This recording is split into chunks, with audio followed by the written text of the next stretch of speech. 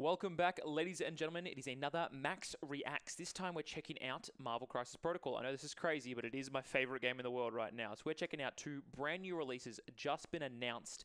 Well, we knew they were coming, but we actually have some information on them this time. Kingpin and Taskmaster. Let's jump straight into it.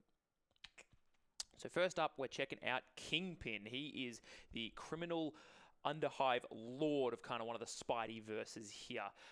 He's the criminal top of the head honcho, think mafioso, big stature of a guy, orders his underlings around, just takes over all kind of different crimes in the Spideyverse or various kind of towns and cities in the Marvel world. Wilson Fisk is his appropriate name. Kingpin is his street name. And we're going to jump into him. Atomic Games are definitely trying to create this huge demeanor, huge physical posturing in the game to really showcase just how powerful this character is.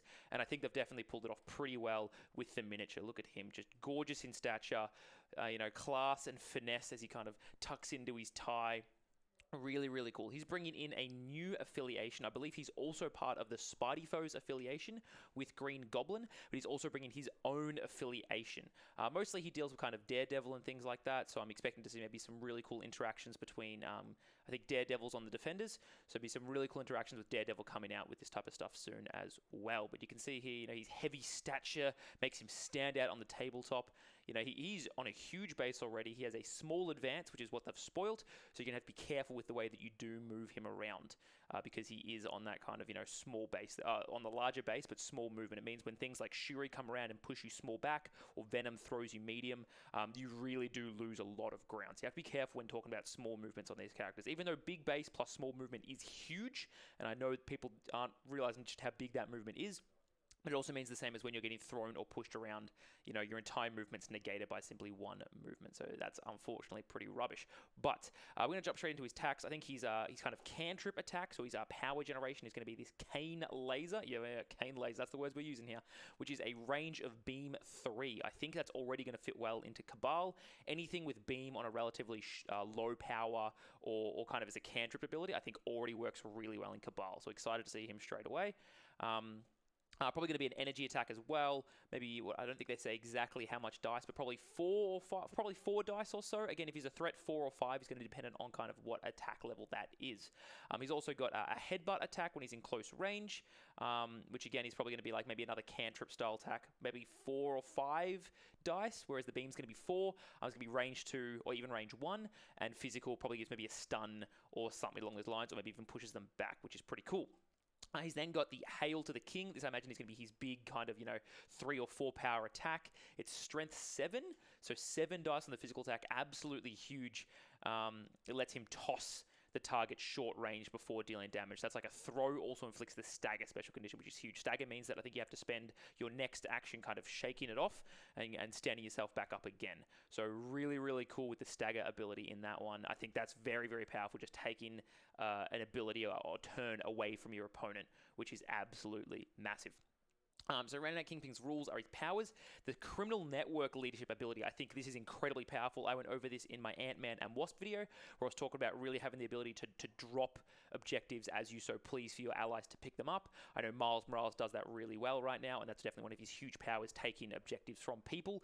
But these guys can simply pass the objectives on like a hot potato to all the different allies that you've got. I imagine that you have to be within range 1 or maybe range 2. It might take a power or it could be a free action, which would be really, really cool. It's probably going to be like all of the characters within the criminal network have 1 power, pass on an objective to an ally that's within range 1 or within range 2.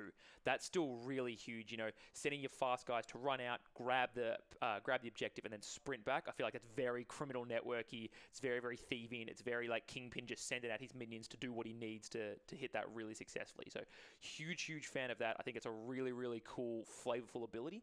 Something that I think is going to be very, very powerful here is he also allows each healthy character to count as 2 for the purpose of securing an objective token. Now, I'm going to have to figure out what the wording of that is exactly, because it mean a couple of things.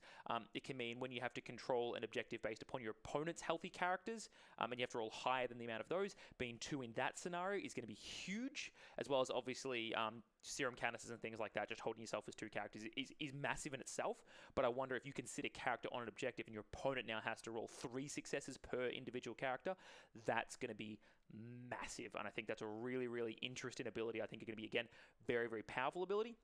I think these abilities alone, let alone his kind of punching and moving and all of that stuff, I think that's going to put him almost at a 5-threat character immediately. Wouldn't be surprised to see him 4, but I can possibly see a 5-threat character in this affiliation ability alone. Just huge when it comes to objectives. Now, if that wasn't enough, we have a couple other things. Kingpins can throw you, pick up and throw interactive terrains or characters of size 3 or less and range medium. That's pretty huge. Again, throwing Thanos, throwing buildings. That's size 3 or more means just 4 damage into people. You're throwing Thanos out of the way into other people. And not only that, are you throwing people around and messing around all the path and throwing damage willy-nilly pretty readily. You also, you can be thrown, but he doesn't suffer damage from collision with other characters. Even if they're thrown by the Incredible Hulk, they'll stop dead and bounce off him. Now, imagine they'll still probably cop the damage, which means they just only cop 1 for punching into Kingpin, and normally the character that you throw will take the 1, and the character being thrown into will take the size plus 1. So Kingpin doesn't take that, which is, again, absolutely huge. He becomes very, very tanky suddenly because you can't just get these free hits floating around. So that's Kingpin. A couple of key things that we're talking about on this model. Can't be thrown, can readily throw, has huge power over objectives, has some pretty solid attacks, pretty slow. So that's the downside there. Definitely going to be slow. I imagine he's still going to be probably 3 defense across the board, 3, 3, and 3. I can't expect him being too much on the high side. Maybe he's got 4 physical defense, considering they're supposed to bring this big staturing kind of behemoth of a man. So maybe 4, 3, 3, or even 4, 2, 3, something along those lines. Probably going to have around 6 to 7 health, maybe. Probably 7. It entirely depends if they're going to choose to be 4 or 5 threat on this character. I can definitely see him being at a 5 threat, but if they do, all these stats kind of have to be bumped up a level to meet that 5 threats, like the MODOKs, like the Doctor Strangers, like the Ghost Riders. But jumping into... wrong button. The next one here, we have Taskmaster. So this is the next person that they've announced as well, giving us a little bit of a foray into what these characters can do. Bit of backstory if you don't know about Taskmaster. He was a very prominent person or character in the SHIELD operatives, but then injected himself with a different version of the super soldier serum, similar to Captain America. He then kind of lost his mind, lost his memories, went a bit crazy, jumped onto a kind of his own little mercenary hiring crew where he taught people a bunch of very powerful attacks and moves, learnt from them as well, and they paid him money to learn. So kind of became a money-hungry person here. You can see he's already looking a bit like Captain here with the shield. The sword mimics kind of Zemo or Valkyrie, things like that. And we're definitely going to see that moving forward in what they have announced for him. So that's kind of a bit of a backstory through him. But a couple of things: counter anything your opponent can throw at you, wielding sword and shield. So we're going to see counters abilities from him. We're going to see a charge ability from him. He's going to be a mix of Zemo and Captain America, as well as a couple other things as well. So we're going to go through a couple of things here. You can see his basic attacks might look familiar to anyone who plays Captain America or Baron Zemo. He's going to have a shield throw, going to have a sword strike, probably going to have a charge for a couple power, maybe be able to spend some power to take some hits a bit better as well. And then they're talking about the mnemonic technique. So kind of the big thematic part about Taskmaster is that he learns very rapidly and very quickly what his opponent's doing and can almost mimic that in his own fashion as well, which is really cool. So this is a very complicated champion, I'm just going to say, or character. Reading through this, there's a lot of things happening. So we're going to go through this kind of step by step here. So Taskmaster marries his attacks in the movements of the defenders, overcoming any special defenses they might rely on. Now, the way they enacted this was the Strength 4 physical attack costs 2 power to use, so that's already pretty huge, but it has a special rule that adds dice to the attack roll equal to the target's defense. So if you got a defense 3, I'm throwing 4 dice plus 3 is 7. Also prevents them from modifying or re-rolling any of their defense dice, so very, very similar to Venom in this sense. So on average, it's effective as a Strength 7 attack.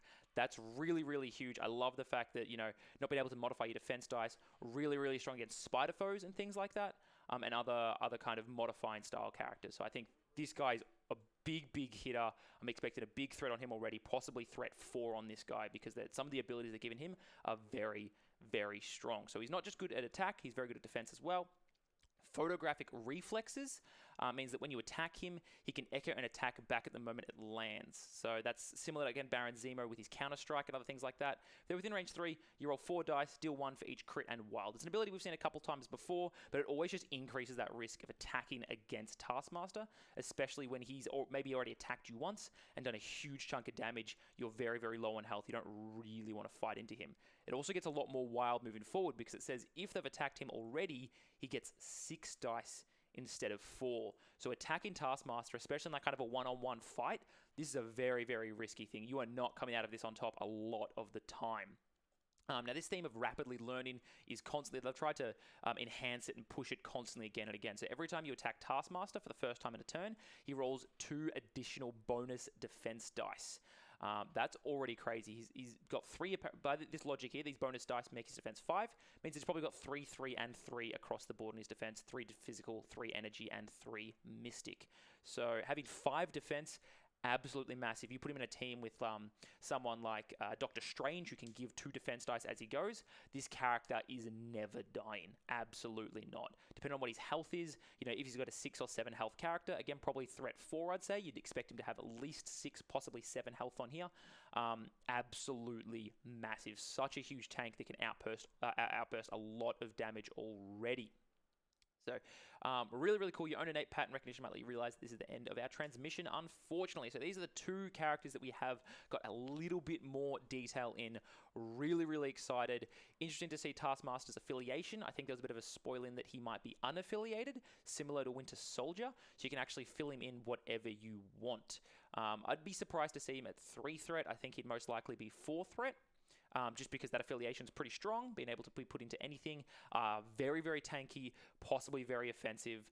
But they haven't gone into too many of his other abilities. It's more just kind of these passive abilities where he gets these benefits to attacking, benefits to defending. So maybe you can't do much fancy. He's just pretty straightforward. I'm going to move. I'm going to charge. If he has a long movement, I think this character is going to be bonkers. If he has a medium movement, I think he's going to be pretty good. So I think that's going to be a big, big deciding factor. And again, if he's 3 threat, he'll have a medium movement most likely. If he's 4 threat, seeing that large movement, I think, will be absolutely massive. I can see him taking over Baron Zemo's spot or filling in another similar spot really, really well. So look, that is what we've seen here so far from Taskmaster and Kingpin. My name is Max. I love doing these videos. I love showcasing this stuff coming up. I love playing Marvel Crisis Protocol. We've got all these videos coming out every week, from battle reports to showcasing these models. So please leave a like, leave a comment, share these videos because I love making them. And all of that extra support from everyone out there really, really does help. On top of that, please head to generalgames.com.au. We've got pre-orders for all of these models, 20% below RRP, and we do ship all over Australia as well. So check out that. But otherwise, I'm going to hit you over to Ali. She's going to show you how you can follow all our other social media presences like Facebook, Instagram, and the YouTube that you see right here. But have yourself a wonderful day. Stay safe out there. My name is Max, signing off. Hey guys, it's Ellie. If you like that video, make sure you hit that like button and subscribe for more interesting content. You can also follow us on Facebook for more information and events. Likewise, follow us on Instagram for those behind the scenes photos and videos. See ya!